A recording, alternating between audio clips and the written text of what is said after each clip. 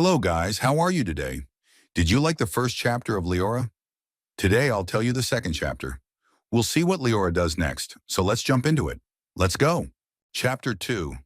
Footprints Through the Silence. The Ember never slept. Even when Liora did, curled in her cot with frost gathering at the corners of her blanket, the Ember pulsed softly in her satchel, warm as breath, steady as a heartbeat. It showed her dreams, strange ones. A tree made of fire, standing in the middle of an icy desert, a crown that whispered in her ear, and most often a lonely figure in a torn cloak, sitting on a throne of silence, his face hidden behind a veil of frost. The visions made no sense, but Liora had learned to trust the Ember. It hadn't led her into the storm just to keep her safe. It had something to show her, something the cold wanted buried. So early one morning, before the village stirred, she wrapped herself in her thickest cloak, packed what bread she could find, and stepped beyond the edge of Glanmere. Beyond the familiar frozen pines, the forest thickened. The snow grew deeper. The wind grew quiet. Too quiet. Liora soon noticed something strange. There were no animal tracks, no rustle of wings, no bird calls. The world was utterly still until a low growl broke the silence. She froze. From the trees stepped a wolf. Not white like the snow wolves of legend, but gray with streaks of silver in its fur and eyes the color of sunlit stone. It growled once, but not at her, at someone behind her. Liora spun around. A boy stood there, barefoot in the snow, hair tangled like forest vines and eyes unreadable. He wore a coat too thin for the cold and carried a satchel made from stitched bark and fur. He said nothing, just raised a hand slowly, palm up, and whistled low through his teeth. The wolf padded to his side. I don't want trouble, Liora said, gripping the Ember through her cloak. The boy didn't speak. Instead, he knelt, drew a curved symbol in the snow with his finger, then pointed at the Ember.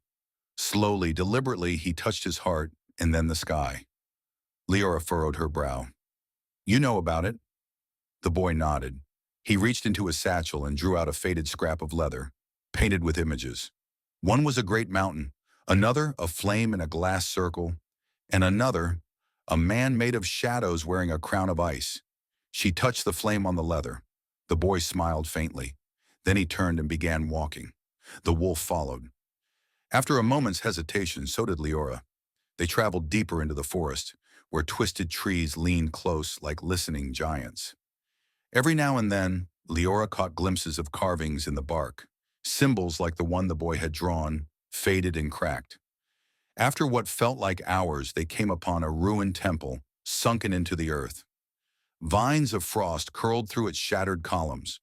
A crumbling mosaic on the wall showed a ring of figures around a glowing flame, hands linked, faces peaceful. Liora stepped toward it. The Ember flared in her satchel. But then, a hiss. Then another. The shadows around the temple shifted. Figures emerged, tall and thin, with limbs like broken branches and faces hidden behind jagged masks of ice. They moved like smoke and creaked like frozen wood. Leora's breath caught. What are they? The boy didn't answer. He stepped in front of her, raised his arm, and whistled sharply. The wolf snarled. The ice stalkers closed in. They hissed in a voice that wasn't quite sound, more like pressure in the skull. Give us the flame. Liora backed away. One of them lunged. She screamed and held up the Ember. Boom! A ring of fire burst around her. The stalker was flung backward, howling.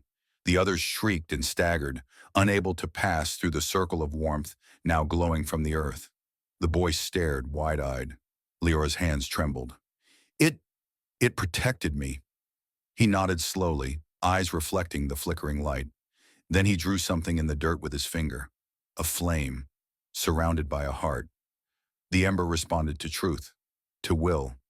He looked at her, not with awe, but with hope. That night they made camp near the edge of a cliff. The wind howled below, but the Ember kept them warm. The boy never spoke. Instead, he drew pictures in the snow.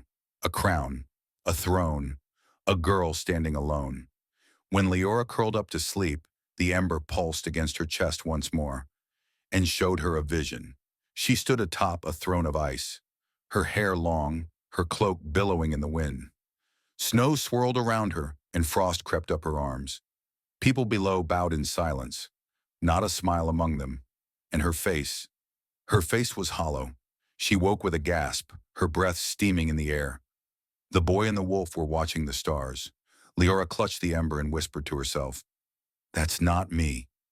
It can't be me." Interesting story, right? Then go ahead and subscribe to my channel, like the story, and follow me. Next up is Chapter 3, where the story continues and we find out what Liora does next. See you soon. Bye-bye.